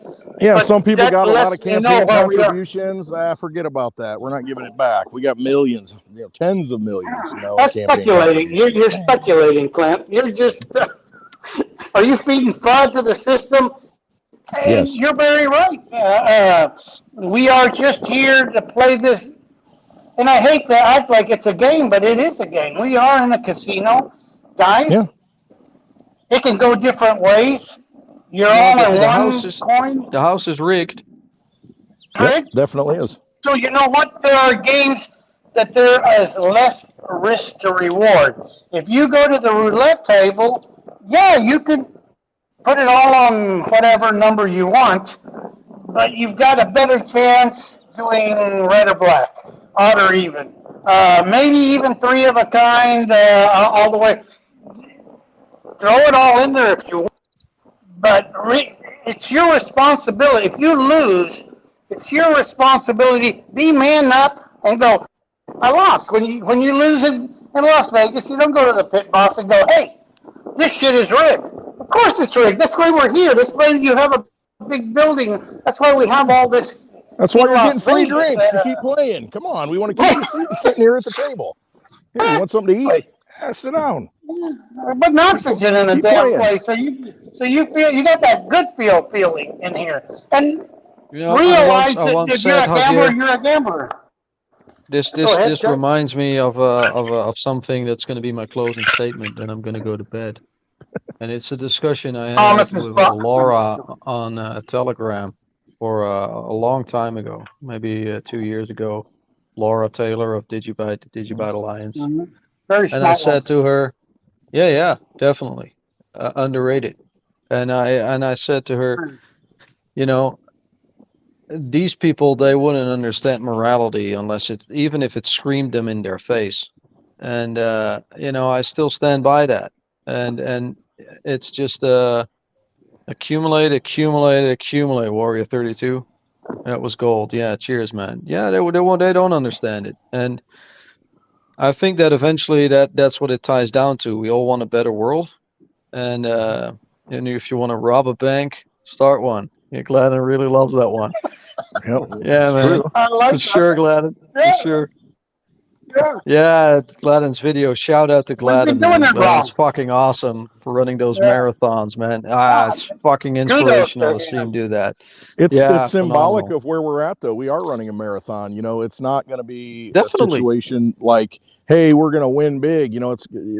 I mean, no, we got to realize the big picture and realize, hey, it's a patience game. We understand what they're doing. We understand how they're playing. See, they got a different code of ethics. I mean, these people that run things. I mean, they've got morality. It's just a different kind of morality. I mean, it's about winning, and it's like, Well, hey, we're Gladden got a telling you lot what more we're doing. morality than those motherfuckers. Yeah, no, I agree. You know, our morality is different than those. They look at it. They look at it as, you know what? Hey, you can see what we're doing if you do the research. Look at Johnny's just proven it to us. I mean, it's all out there. If you really want to pay attention, we're screwing you. And guess what? Oh, That's they're your great fault. people. It's on They're great you. people. And that's their mentality, though. It's like, you're dumb enough to take it and swallow it and believe us. Well, that's your own fault. We've showed you what we're doing. And we've showed you many, many times, and we're doing it again. And so if you sit back and allow yourself to get, you know, railed again, that's, you know, they laugh at you and say it's your own fault. You deserve it. That's their morality. There's no crying in baseball. Well, right. No, it's only and we spread this news. I know Dave has, and he's a lot more eloquent than I am, and Clint and Johnny and everybody's doing it in their own way. I'm glad that we could hash it out in here. For true, I guess people talk each other up, and it's not. It's not about that. It's about putting out more information, whether it's to us now, to the people listening, very few, or the future that'll go, wow, this was going on. How many more people are we going to build up like Clint that gets on here and says, I'm going to tell the truth no matter if one person's following me or 100 people? I don't care. I want to put out the news just to make myself feel good, whether that's the case. And that's important. No, it's important to have these conversations out in the open and encourage other people to kind of challenge the things that they see wrong in the world, right? But to vocalize them, to be challenged by different perspective. And you know, I was going to add on. I think my phone kicked me off to what Steak was saying, and I think we've been participating in this greed sort of timeline here for quite some time, and crypto definitely played to that emotion, because generally speaking, we're in a great time in human history, right? With a really high standard of living across the globe, comparison-wise to, you know, where you're at even 100 years ago, right? So now it's about not just finding what we need, but it's about what our wants and desires are. And so this you know, this shortcut that was offered to people and people saw as a way through definitely got them thinking about it from a greed perspective and a speculation perspective, rather than the sort of revolutionary idea that we can reset how the financial system and, oh, by the way, transparency and ownership actually works. And so I think how the whole get to society would operate for the better. That's right. Yep. So it's just a delay. Some things are invaluable in life, right? You cannot put a price on luck. They tried it, but they couldn't. Yep. And maybe when you tokenize everything, you can start to do that. But then there's the question: do you want to? Do you want to give up control? And for that, you need a safer place, and you need trust among nations to slowly work towards that. You won't get it overnight. We'll not get rid of a military. We'll not get rid of competition between humanity. But we can strive towards a more peaceful place. I don't think that's socialist at all. Working together, Steak, and spreading. You know, I learn from all of y'all, but I think y'all will probably agree that every time we have these, we learn something new from each other. Me, I'm always learning from all the people here. Probably the least that understands the tech part of it. But I know when Clint. No, I didn't know that. It's impressive. I do listen for that, and there's a lot of information being brought out that to some people means a lot more than it does to me right now.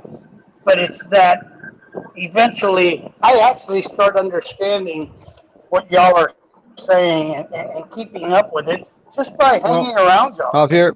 Javier, if you would create Uh, a fairer market towards one another, and you would have a bigger pie to divide between one another, then everyone gets a bigger cut. And when everyone gets a bigger cut and that's everyone right. gets their belly filled, we all create more for one another. So you get more gadgets, you get more trinkets, you get more shit that you can consume and entertain. So you enrich your life through those innovations.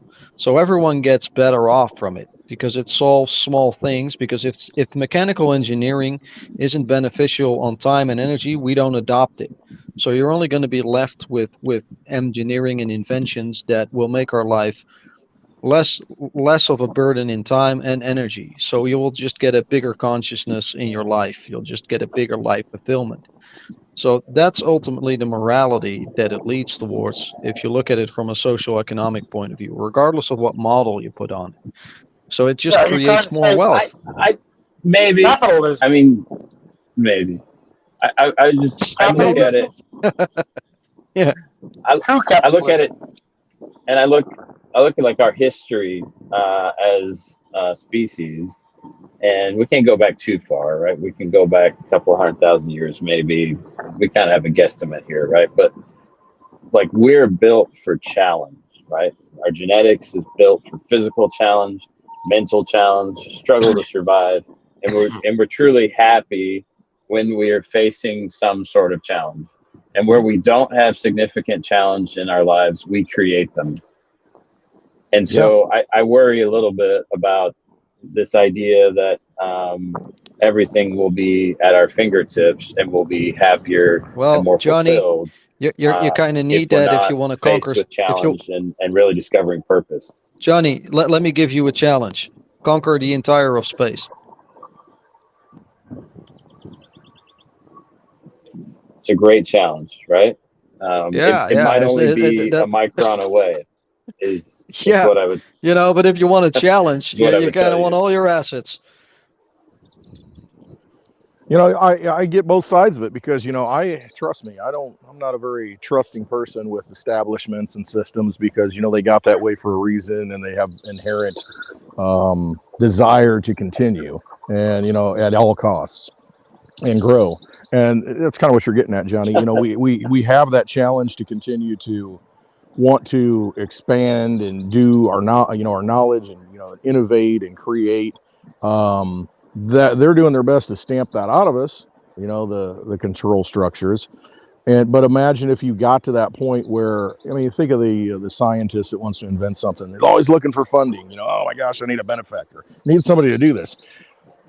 You're given the opportunity right now to kind of front run that and position yourself in a way that you can make an attempt at self-actualization, you know, through this monetary shift and getting ahead of it and seeing where it's going, becoming a part of it and having that ability to, you know, maybe be independently wealthy and pursue those goals. And that's on us as humanity. You know, we're just going to sit around and drink pina coladas on the beach and do nothing and Nope, just, you know, buy boats. not I even mean, close. right. Or are we going to get in that position to where it's like, okay, I got that FU money, you know, that situation to where it's like, all right, we should be doing that already, even though we don't have it, working toward that. But when we do have it, that's when we need to flourish. That's when we need to be those new thinkers, you know, those giants of capitalism, those giants of innovation, those giants of, you know, creativity. I mean, that's what we're tasked with here. I mean, so it's not just a, hey, you know, let's get rich. Well, rich in what? It's still playing in the same old Well, game in the you casino? mentioned No. We got to you break out of mentioned that it.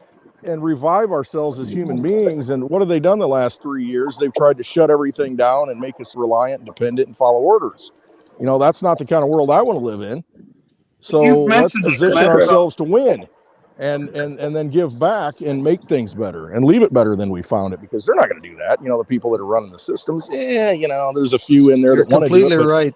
you see You're what happens completely to right. them, though. They dog them and they badger them and they create all kinds of BS around them and say, oh, they're bad people, conspiracy theorists. Oh, they, you know, I mean, give me a break. Get in the position where they can't do that to you. And, you know, your voice is important.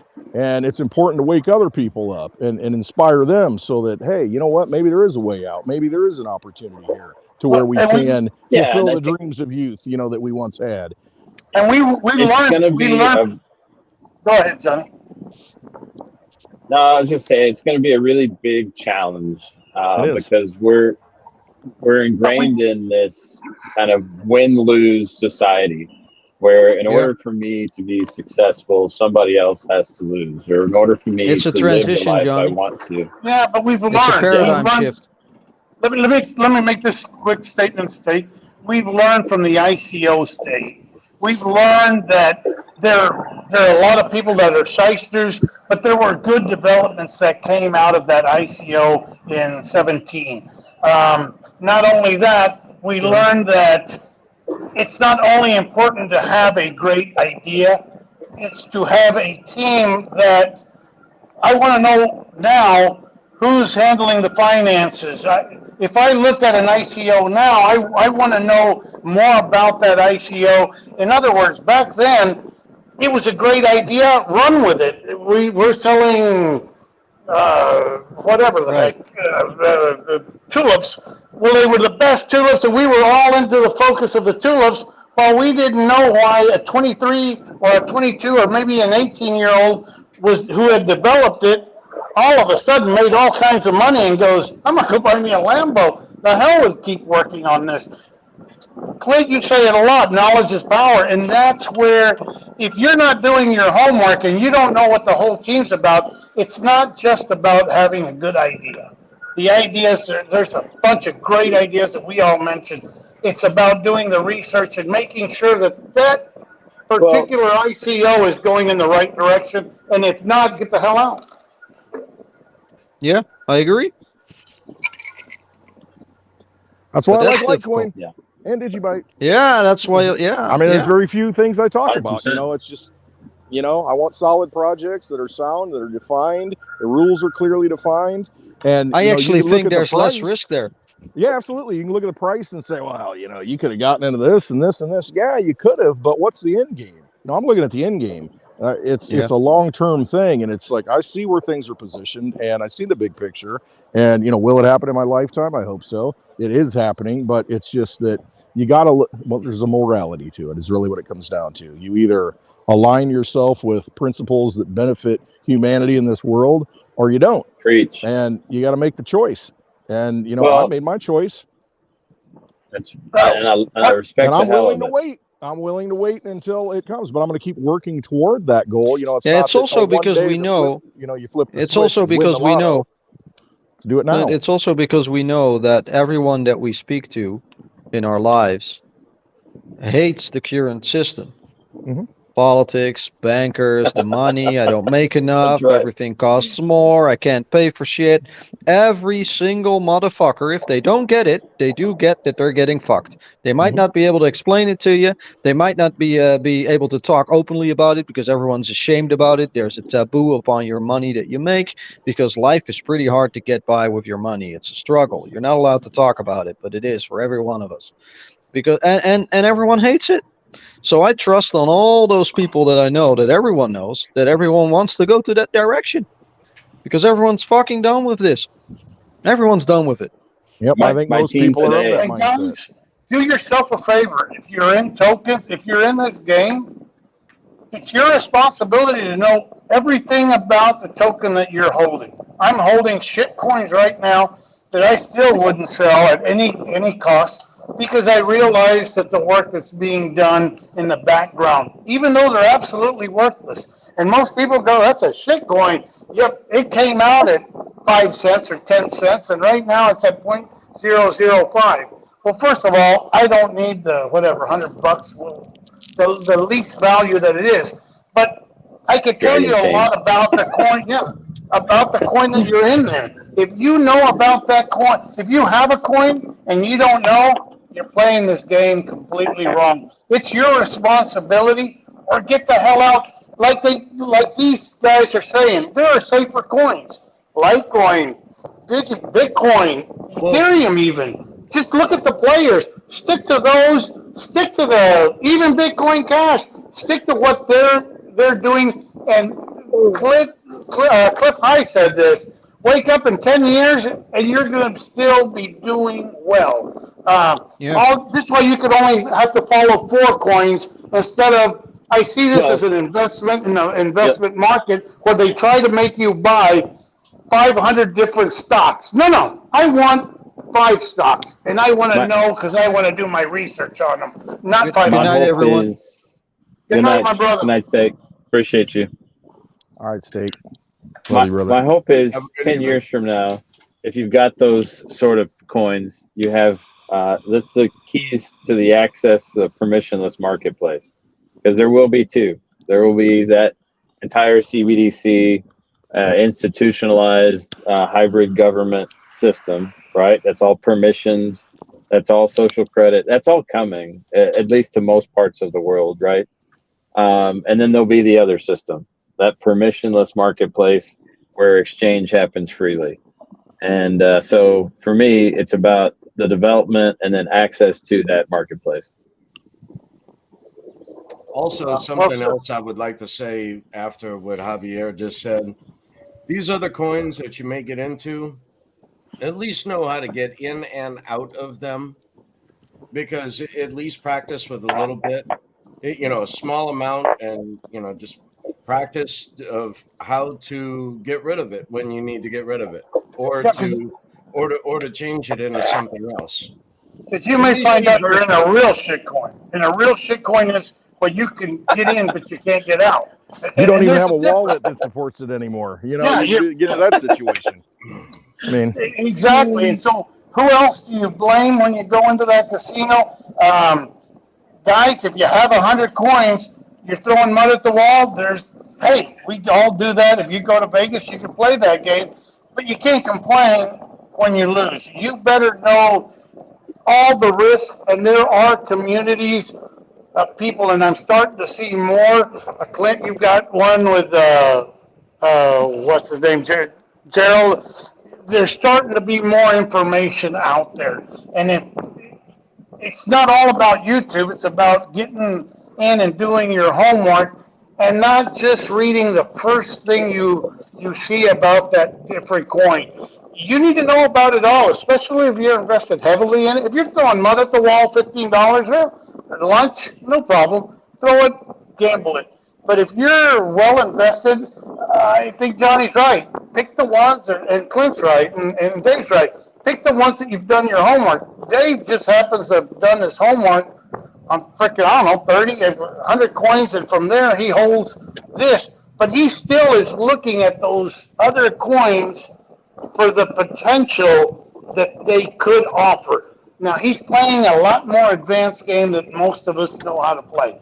I can't. I don't know how to get rid of them in the only thing I play is the 4-year cycle. It's simple. Well, you do, but you do it well. Play the 618, 786, and the 702, and you're good. Remember those numbers. Those numbers will serve you well. That's right. I'm going to get that numbers wrong. I'll mix them all up. It's you know what? I play a different game, Johnny. I've been blessed enough to where I can play it and just play the HODL game. I know Clint does a little transaction. I'm not ready yet. I don't want to be ready yet. Don't find the need for me to be able to have to transact in my in the few coins that I hold. But I don't blame Clint for spreading the news and spreading it to the people that most people are more advanced to be able to handle that. Me, I'm still playing the 10-year game, and give me another opportunity. See if I don't play the 5-year game that Blind Dave played. Hey. You're way ahead of the game, though, Javier, because you got people putting money in 30-year treasuries still at this point. I mean, come on. Oh my God. Look at the yield on this. I mean, what are you doing? I mean, that's my safe bet. $40 trillion bond market. 40 trillion right now. I mean, that's the bond market. And crypto's at 1.2. Yeah. And Johnny and Clint, we know people in that market. We know people. Yeah, I know lots of people in that market. I mean, I'm like, oh my God, dude. And there's nothing you can say to them right now. I can say something right now to each of them. Soon, people will have to learn a very hard lesson in that debt is not an asset in an asset-backed system. Yep. That sums it up. Better have the assets. And you've got an opportunity to get the assets. An asset and a bond is a debt. That is going to be a very difficult lesson for a lot of people to learn. Yep. Go into that a little bit, Dave. Well, a bond is debt. A note is debt. Explain bond. Explain the U.S. dollar. It says note. Yeah, you know, every dollar created is attached with 6% interest. And they just printed how many trillions? They just printed $7 trillion. That money has not hit. The velocity of money has not yet hit. You're seeing now the prices at the grocery store. What do you think is going to happen in the next 5 years? I think there's going to be a mad dash into crypto in order to save your value, in order to save your purchasing power, just like that of gold and silver, to move from one asset, to move from one monetary system into another. It's a great store of value because it doesn't matter what the hell the laws that they make, as long as I control the money. Control your own money. Explain, or Dave, explain a bond. Who's holding the bonds? Is it just U.S.? Is it other people? Is it other countries that are holding? It's everybody. If China, that's what I want. That's what I want you to explain. If foreign nation states call for that debt to be paid, or just say, I mean, it folds. It's gone. And who's controlling our pork market right now? Who's controlling the pork in the United States? We have sold out a lot of our grains, a lot of our food industry. I believe they're paying with our bonds, which are basically worthless pieces of paper. That's exactly the issue in Africa. It's not. Africa is a very wealthy nation. Okay, but the problem is that they're taking loans and they're allowing these other foreign nation states to come in, mine them and take all the minerals of what they hold, and they're giving them chump change for it. That's what I wanted. Like I said, it's important that someone with y'all's knowledge explain the bond markets, because most people are under the assumption, and I'm going to play that. Well, and also when China does this to Africa or in other nation states as well, when they do that, okay, well, you can't pay the bonds. Guess what? Now we own your utilities. I mean, thank you. They did that with Greece. Puerto Rico defaulted like 8 or 9 times on their debt to the United States. So, I mean, what does the United States do at that point? They take. We own you, bitch. We own you. Well, that's it. They go after the assets. That's all they were ever after. They were always after the assets, and they just used fake money to go out and get it because we accepted it or they accepted it. Because we printed. Why not? That's what it is. Get the asset. Have the asset. That's the key in all this. Yeah, it's knowing this game and understanding that it's not just crypto. It's the, I don't know what they call this. It's the everything bubble. It's the everything, and you need to be well versed. And I'm sorry, but I say it again. Don't get into the political distraction that we're in. Do what you want to do. Vote how you want to vote. But dig a little deeper.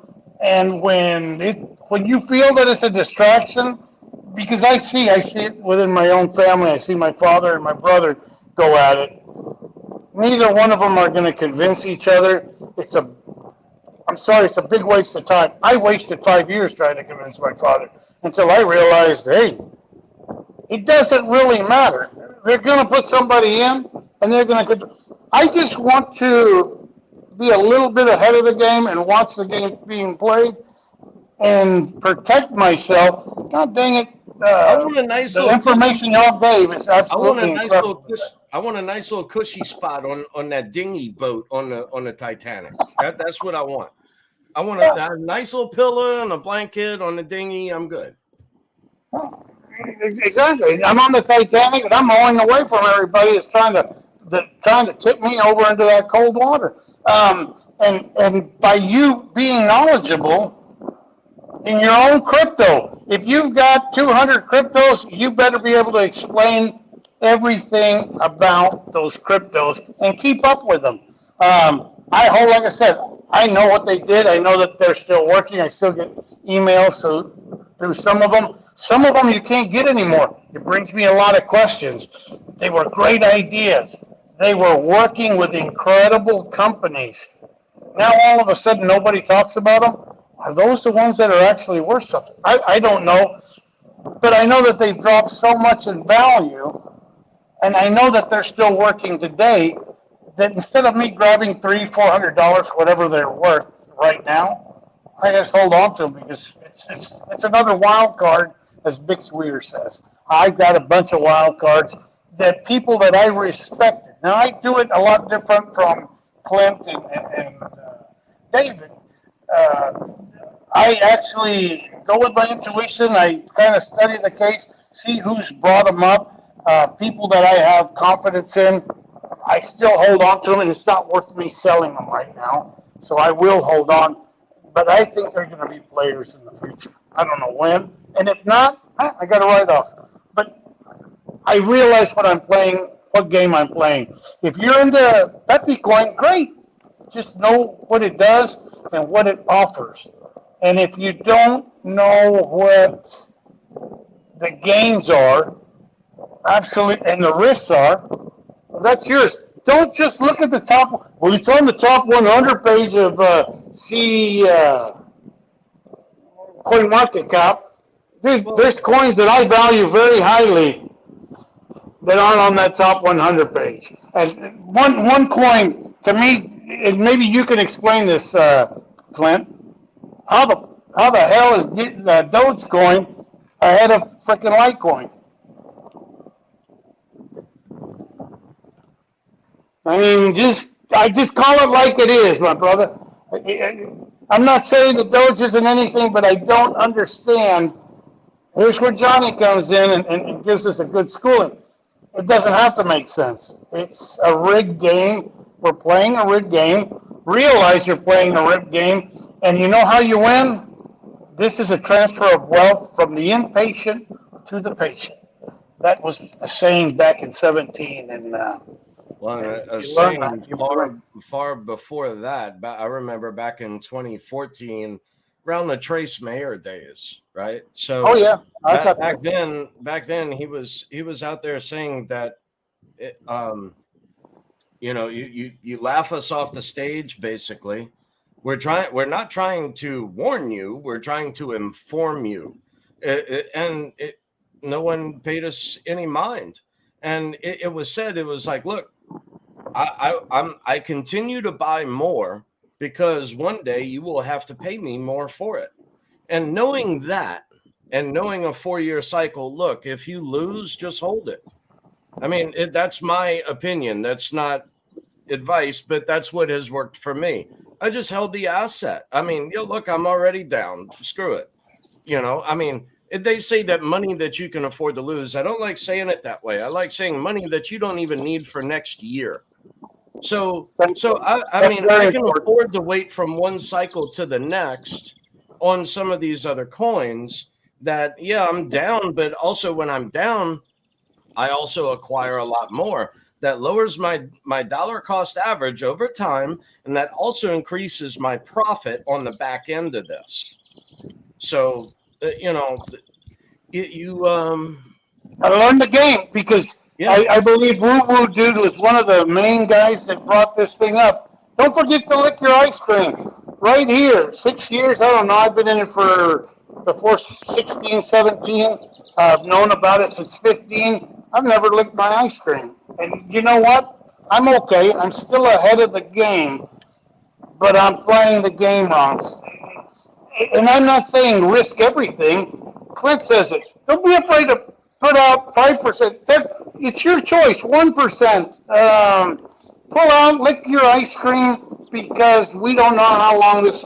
As long as you can make it, don't retire and forget to lick your ice cream. Let me explain a little more of what I did, right? So here I was, degree and all. No one would hire me because now I'm legally blind. So I'm a liability for any company who wanted to hire me. I lucked into a job.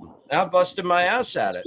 And it only paid minimum wage, even though I have a degree and all this other stuff. But after spending 4 years in bed, I realized that I didn't save enough. I didn't invest enough. I don't have enough. I blew my money. I had a Corvette, a Harley, a freaking boat, a camper, all kinds of shit. I blew money. And BOAT, actually, the acronym stands for bust out another 1,000. And I would say add a 1 before that. But anyway.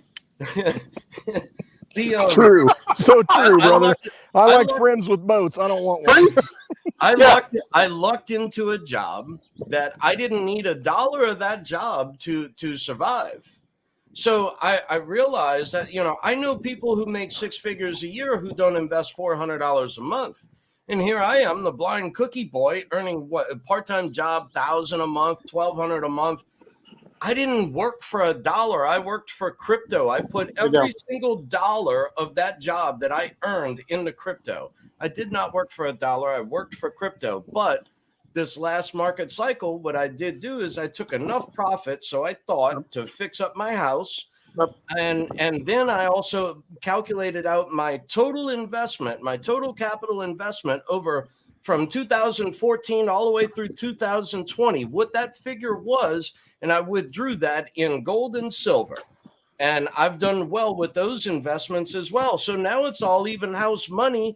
So I ask everyone out there who thinks I'm a fucking nut for dropping the kind of money that I have into this fucking property, is free too much?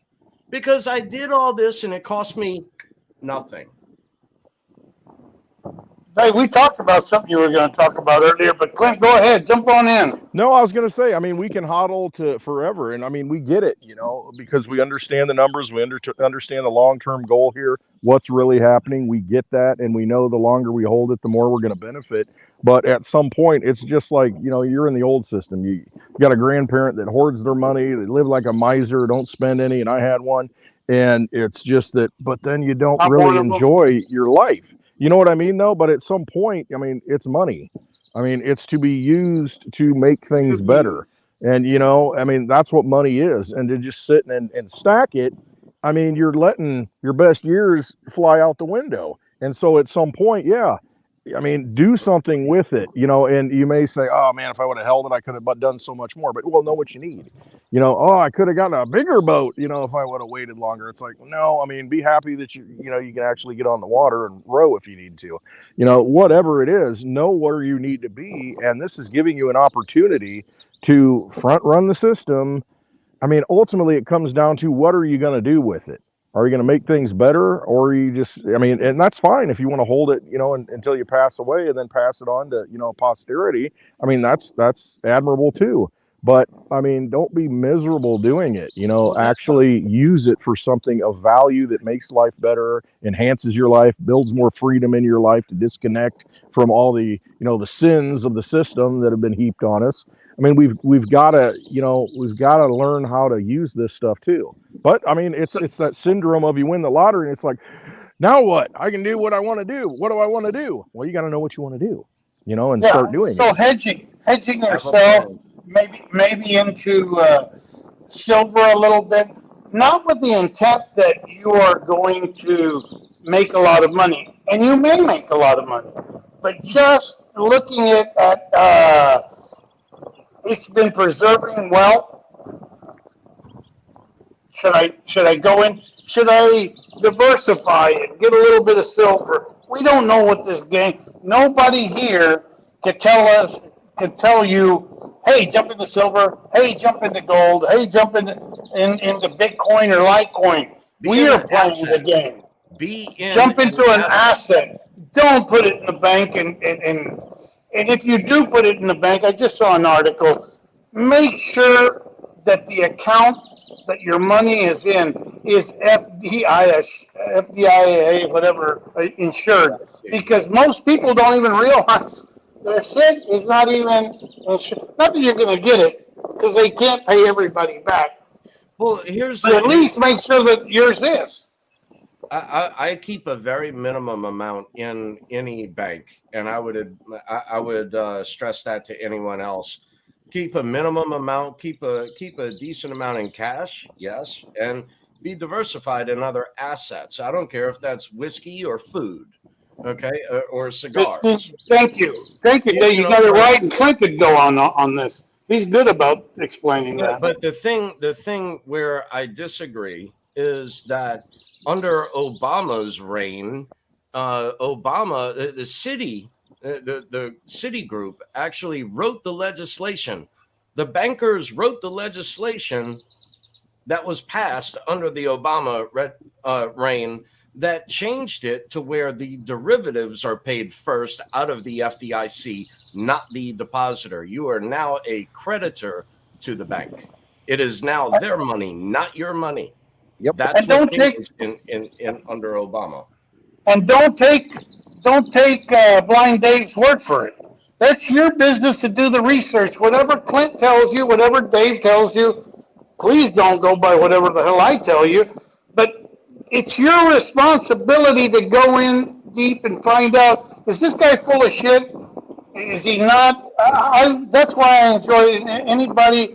I tell everybody every time that I'm on the show, go to Clint's show because his rants, first of all, are hilarious, but it cheers me up and go, dude, I'm having a better day. I'm having a better day than Clint, and so I'm already happy right there. But I understand what the frustration that he's trying to put out because Hold on a sec. the Clint, message can is you easier. say something, Clint? What? Okay, they're saying in the chat they couldn't Yeah, hear yeah, you. this was in the past. Yeah, I had the mute on and I was kind of ranting a little bit. Oh, Nobody okay. heard me. But go I ahead, got it Clint, on because now. it's important what you spread, and the reason I listen to it because there is value. There's value in some of the old OGs that I know. What is it, Silvertooth? And though you may not agree with some of the JMac, my God, these people are world of knowledge. There's a lot to learn and a lot to learn from mistakes and their journey in here. Right now, yeah, I've been lucky that I was too stupid not to be able to get in and out. And or maybe I would have fallen into some of the traps that are out there. Yeah, like being locked up Not in Tezos for 3 years. just, Yeah, right. so it's your responsibility. Clint, you can go into that because if they don't understand the risk to reward, then my God, just stay. You may not make a gazillion dollars. I mean, the percentage on what Pepe, how much? 250,000%. You can't get out of it. But yeah, it went up 250,000%. You know what? Maybe Bitcoin, maybe Litecoin only goes up 10, 20. I think it'll go up a lot more. But even if it does, where the hell else can you go and give somebody $10 and possibly in a year get $100? You give them $100, you get $1,000. That's safety. And understanding that is very important and not looking for that coin that's going to make you, because it's very important that you understand buy the rumor, sell the news. Most of the time, you're not there for the rumor. You're there for the news, and you're going to get shafted. Let me put it that way. Go ahead, Clint. Great. No, Johnny, do you have something to say? See here? I thought maybe you were going to chime in there. I don't think he's even here. No, he's not in there. Oh, he's gone. It's just us three. Oh, I couldn't even tell. I got this black spot there. I couldn't tell if he's in there. No, I mean, it really does. It comes down to you got to trust yourself. You got to be comfortable with the assets that you hold. I mean, like I said, you look at people now. Here's the thing. Let's back up a little bit. We're deep into crypto. We understand it. We're trying to lay it out for people so that they can understand. Hey, this is what's coming. I mean, it's happening. It's happening right in front of our face. There are a lot of people who just, I had the experience at the coin show, and I talked about it in one of my shows this week, to where, I got a guy, he pulls out a wad of $100 bills, a lot of $100 bills in his pocket. He says, cash, I can go anywhere and spend this cash. And I said, yeah, I get it. And it was almost like a kind of a scoff, because, we were sitting there at the table and had, Kent, St. Jerome had his Bitcoin stuff and his wallets and that kind of stuff. And the guy kind of, smirkingly older guy comes up and says, well, did you sell any crypto today? Because we're at the coin show. I said, no, we were taking crypto. And he was kind of like, why would you take crypto for gold and silver? He couldn't get it. And so we had a discussion, about a 10-minute discussion after the show. And, he was, well, I can go buy anything I want with this cash. And see, this is coming from somebody that knows precious metals and the value of it, yet he's still placing value in cash. So we've got a lot of people out there that don't really understand money and understand how it's controlled and how you've been robbed your whole life. Now, just because you got that wad of cash in your pocket doesn't mean it's going to have any value. And it doesn't mean you can take it with you anywhere you want to go or buy what you want to buy 100% of the time. Because if you want to leave the country, good luck leaving the country with that cash and that stack of gold and silver. Civil asset forfeiture laws. Yeah, what are you going to do? Yeah, there's nothing you can do. They'll take it. They got the Gestapo, Homeland Security. Absolutely. You got videos of people driving down roads in the United States that get pulled over and have cash, and it gets confiscated, and the Treasury gets a call, and or the DEA gets a call, and they confiscate the money, and you got to prove that you didn't do anything bad or had any ill intent with that cash that you're holding. You know why? Because it's their money. It's not your money. And see, once you start getting your head around that, you're not going to be all braggadocious going around saying, hey, I can do anything I want. Well, as long as the system allows you to do what you want to do, you can do that. You're given an opportunity now to be able to opt out of that. Keep playing the game as long as it works. But at some point, man, it's not going to work. And throughout history, it hasn't worked. The governments are going to do what they want to do. It's best to be sovereign and have your assets in your possession. And a dollar bill is not an asset. Like you talked about, Dave, it's a Federal Reserve note. The only sound money, the only real money, constitutional money, purely defined, is gold and silver coin. And now you've got a system to where, and because you can take that anywhere. It doesn't matter if the government even says that, because you can take that anywhere and get value for it. The problem is, can you get to that place with those gold and silver coins? Think of the people in Ukraine leaving. Think of Nazi Germany, the Jews leaving. What can they take with them if they get stopped? What's going to happen to those things that they have? They get confiscated. With crypto, it's different, because you can leave with that. The network, this magical network, all these computers running this stuff, secures that asset on that network, and all you need to do is be able to access it. You can memorize 12 words, leave the country, and restore it in any form of money you want anywhere in the world. And see, that's the game changer that it's hard for people to get their head around. But it is happening. It's not just some fantasy. You've got these networks that have been running, and you've got governments, you've got institutions, you've got all these people putting in the hooks. You've got a bill in Congress right now to regulate crypto. Why would they regulate crypto if it had no value? Why would they even want to deal with it? But they understand there's value. Why are they dropping $100 and something, $200 and something million at a freaking time into something that, it might work? They're not going to drop that kind of change in anything that might work. Right. I think you'll agree, Clint, that if you do get into the metals, know your community in the metals. Absolutely. Don't just buy, it's going to be worse. So if you don't know who to exchange with, thank you. And if know your exit strategy, know the gateways, the in and outs, know people that wanted community. The community around it. And if you know that community, then I don't have to go to the guy down the street that's giving you whatever they want for that silver. You know that there's a community within yourself that's kind of like being your own bank, and you go, you know what, I have this. I realize it could go up right now, but I need the money to feed my kids, I'm going to go and talk to Bill and go, listen, I need a loan. I'm willing to get spot price on this. He'll probably take it at that spot price because he already knows it could go down, likely to go up. He's a silver person. As long as the strength comes from the community, you're golden. Same with the Bitcoin, same with the Digibyte. If you're the only person that you know a Digibyte and everything shuts down, well, you're basically screwed because who the hell are you going to communicate with to be able to take advantage of what you have? Absolutely. I hope I said that right. And you know what? Just to go back to the coin show real quick, and I've used this analogy many, many times. You know, if I'm selling something and it's on a Sunday and the coin show is on a Sunday, and I'm going to take payment for something, I'm going to take it in crypto. And I'm going to tell you that right now. This is coming from somebody that's been in silver, that loves precious metals. The thing is, though, you know, St. Jerome had a little tester there, and there was a dealer that had a coin, didn't know it. Somebody said, hey, that's a knockoff. That's a fake coin. The dealer didn't even know it, one of the dealers. So brought it over, and he tested it. He's like, yeah, it's fake silver Morgan, fake silver dollar. And so if you don't know what you're doing and you're getting involved in some of this stuff, you know, you might get duped, especially if you're buying a big bar of something. You're putting all your energy into something. You know, you got to be able to trust the money that you put your energy into. It's got to store the value. And to me, cryptocurrency takes all the mystery out of it, all the testing, all the worry.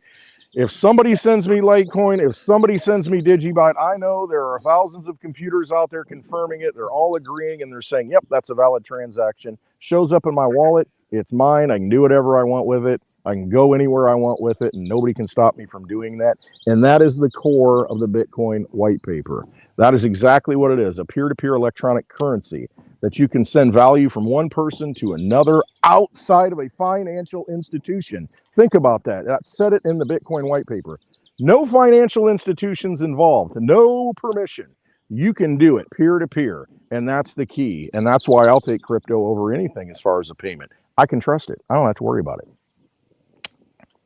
And that's my goal for the Airbnb that I'm gonna try to do here. Is that like through Litecoin? I know Litecoin is also through PayPal, and so is Airbnb through PayPal. So how long is it going to be until I can just accept Litecoin through Directly. PayPal for an Airbnb? Which all of us travel. We all do Airbnbs. I've paid good money for bad places. I'll just say, I'll leave it at yeah, I'm there. You know, I mean, yeah, trip over a roach and a damn rat stole my wallet. So, you know, yeah. Guys, we're at the 2-minute mark. I think we had another great show. Boy, we're getting deeper into different stuff, and I really enjoy what everybody's got to say. So, wow, there's mermaids walking down the street again. There you go. The sirens are calling. You know, they're singing that song. They're calling you away. Yeah, and they're healthy. They walk a long, long way. Boy, I'm gonna take up walking. There you go. And legs just. Walk, are you ready to walk? Yeah. Anyway, like I said, I enjoy this every time. You think, wow, maybe we're not going to have anything to say. That never has happened. I think with the chemistry that we have together, hopefully we're educating people and people are looking a little deeper and hashing it out with their own group. Not in a fighting, my coin better than yours. Yep. Nobody's here talking about whose coin's better. It's about, okay, you want to bring up your coin? Let's hash it out. It's what you believe in. What do you put energy into? It's you know? a network. Yes. That's it. And that's where the value comes in, is asking the questions. Dude, the mermaid keeps walking back and forth to try to tell you something. Anyway, I get distracted. It's squirrel. I'm like Bitcoin Ben. Anyway, guys, like I said, I enjoyed it. And it's a good thing, and hopefully. Yep. Now it's been 2 hours, 2 minutes. I would refer anyone who has questions to reach out to us on Twitter. Go to clintwestwood.net for any links out there. Very helpful links out there to either get you started or to even give you further information on different things and different topics. Many useful links are at clintwestwood.net. Yeah, so He knows a lot of contacts. I've enjoyed this. I look forward to this every week. And I want to thank everyone for showing up. I want to thank everyone for tuning in. Love y'all. Go make it a day. Trust yourselves.